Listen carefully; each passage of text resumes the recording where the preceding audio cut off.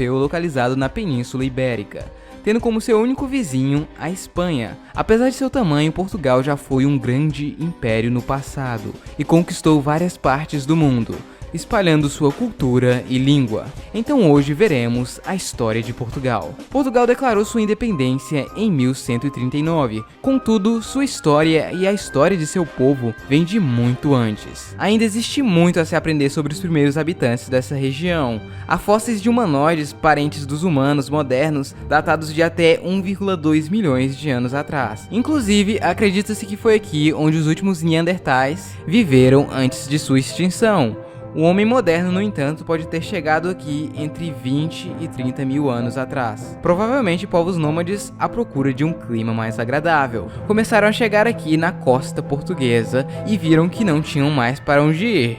Então eles ficaram por aqui mesmo. Muito tempo depois, os indo-europeus, um povo que se originou aqui, começou a migrar para várias partes do mundo, inclusive para a Península Ibérica. Aqui a divisão ficou assim: esta parte era povoada por indo-europeus não celtas, sendo esta aqui os lusitanos. Nesta parte mais ao norte ficavam os galaicos, ao sul dos lusitanos ficavam os celtas e o extremo sul era povoado pelos turdetanos. Vale lembrar que não eram nações nem nada, eram apenas grupos de tribos que viviam ali. Enquanto isso, a chamada República Romana estava começando a querer se expandir na Península Itálica. Depois de muitos anos, este mesmo pessoal de Roma começaram a expandir seu império, e em um certo ponto eles já tinham conquistado parte da Península Ibérica. Os lusitanos lutaram bravamente contra os romanos, tendo como seu líder Viriato. Mas daí ele foi traído por 3 pessoas que tinham sido mandados para fazer um acordo de paz com os romanos. Com isso, toda esta região passou a fazer parte do grande Império Romano, que era chamado de Espanha. Os povos que ali viviam começaram a ser influenciados pelos romanos. As leis, costumes, línguas e bem mais tarde, a religião católica.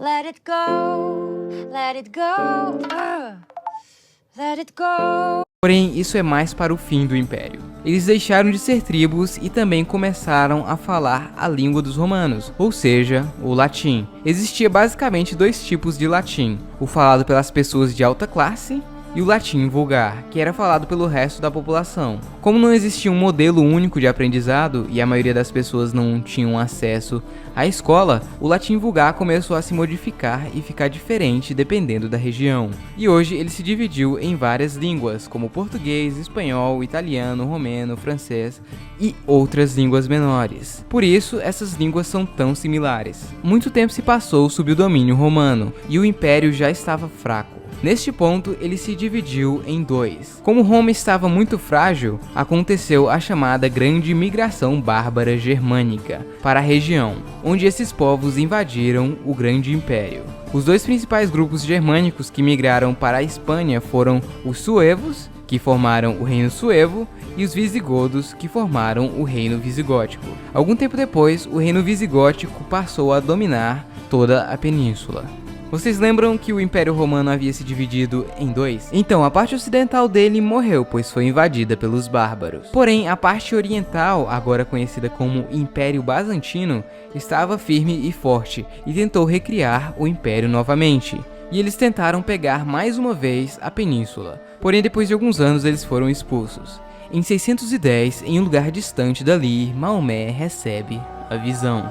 Então ele vai a Meca, fala que todos os deuses das pessoas são falsos e que eles devem aceitar Alá. Daí ele é expulso da cidade. Algum tempo depois ele volta com o exército, pega a cidade, espalha suas ideias e morre. Após sua morte, juntaram seus ensinamentos e criaram o Alcorão e também o Jihad Menor, que resumidamente seria levar a fé islâmica para o maior número de pessoas possível.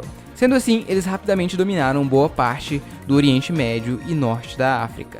As coisas não estavam muito boas no Império Visigótico. Os líderes estavam lutando internamente por poder. Um deles, inclusive, teve uma ideia genial de pedir ajuda aos árabes. Bem, eles atenderam um pedido e aproveitaram e também dominaram o país. Os povos que dominaram a Península Ibérica eram conhecidos como mouros. Eles eram desta região aqui e tinham acabado de se converter ao Islã.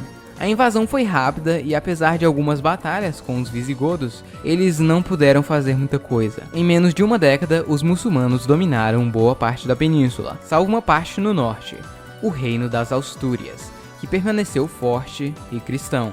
A península dominada pelos mouros formou o Emirado de Cordova. Já que eles não estavam conseguindo invadir as Astúrias, eles decidiram ir ao nordeste da península e começaram a invadir o Reino Franco. No entanto, eles foram parados pelos mesmos na Batalha de Toul. Como os muçulmanos tinham conquistado a Península Ibérica, os reinos cristãos começaram a reconquistar seus territórios de volta. A reconquista começou em 722 com a Batalha de Covadonga e ao todo durou mais de 700 anos. Em 868, o Condado Portucalense nascia. Ele era muito importante e tinha bastante autonomia, porém era um vassalo do Reino de Leão. Ups, o califado se quebrou, agora a reconquista vai ficar mais fácil. Talvez nem tanto, mas ajudou um pouco. Em 1071, o Condado Portucalense é anexado ao Reino da Galiza. No entanto, 20 anos depois, ele reemergiu novamente. Algo interessante é que neste tempo, o pessoal daqui falava o galego-português. Era basicamente a mesma língua com algumas poucas diferenças, dependendo da região. Esse é um dos motivos do porquê o português moderno é tão parecido com o galego. Voltando à história, em 1109 nascia ele, Afonso Henriques, o Conquistador. Quem é esse cara, você se pergunta? Ele era o filho de Henrique, o conde do Condado Portucalense, que morreu alguns anos depois, e Afonso Henriques virou conde aos 3 anos. Obviamente, ele não podia governar ainda, então sua mãe, Teresa de Leão, vira uma regente. No entanto, em 1120, ele assumiu uma posição contrária à de sua mãe, e foi obrigado a sair do condado. Sua mãe havia se aliado com Fernão Pérez de Trava, que era de uma das casas mais fortes da Galiza, e isso poderia ser ruim para a autonomia da região. Então em 1128, Afonso volta junto com o exército e luta contra sua mãe, que está com o exército da Galiza na Batalha de São Mamede. Ele acaba ganhando, virando assim o Conde de Portugal. Nesta altura, ele já estava com planos de uma independência da região. Ele lutou várias batalhas. Foi então que, em 1139, acontecia uma das mais difíceis, a Batalha de Ourique, onde o exército de Afonso se deparou com um exército mouro bem maior. A vitória seria bem difícil. Diz a lenda que Afonso teria tido uma visão com Jesus, onde ele garantia a vitória se ele espalhasse a palavra por todo o reino. E assim aconteceu. Ele acabou ganhando a batalha e foi nomeado o rei de Portugal pelo seu exército. Em 1149, acontece o Cerco de Lisboa. Depois de algum tempo de cerco, ele acaba ganhando novamente. Com o passar dos anos, ele conquista mais um pouco, até que em 1179 a independência de Portugal é finalmente reconhecida pela igreja. Em 1249, Portugal finalmente conquista o último pedaço dominado pelos muçulmanos.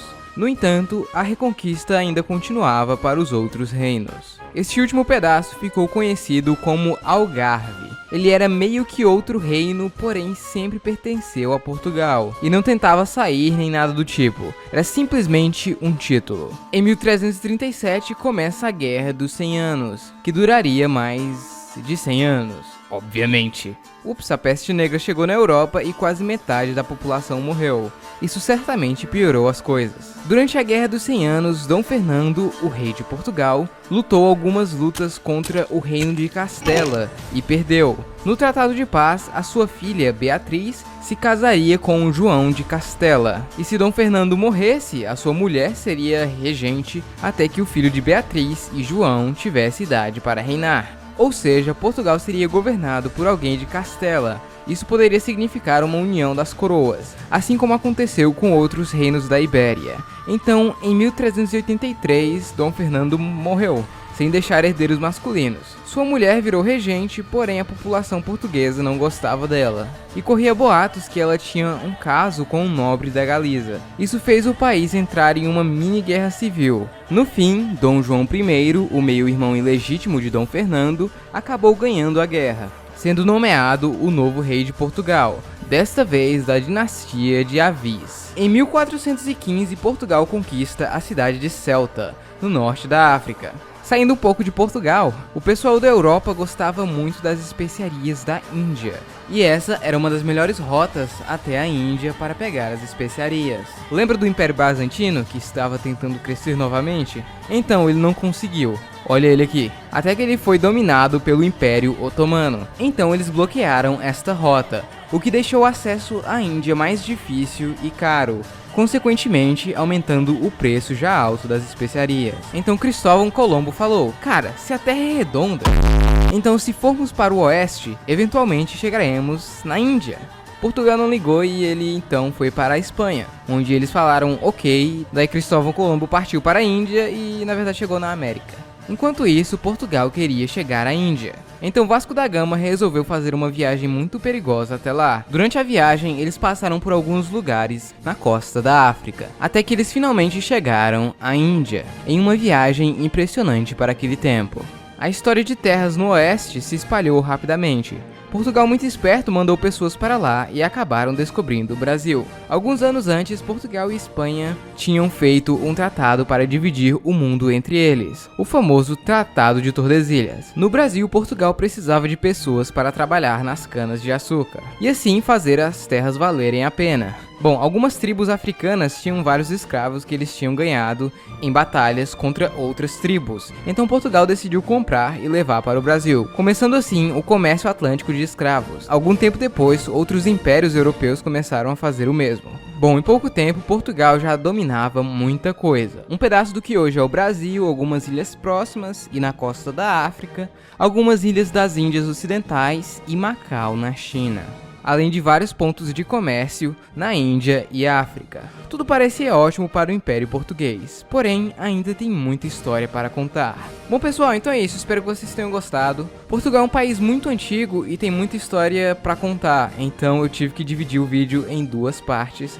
A parte 2 pode demorar um pouquinho para sair, pois eu tenho outros vídeos muito importantes para fazer, como a Revolução Russa e a Guerra Fria, mas vai sair, não vai demorar muito, não muito. Vocês sabem, no ritmo do canal.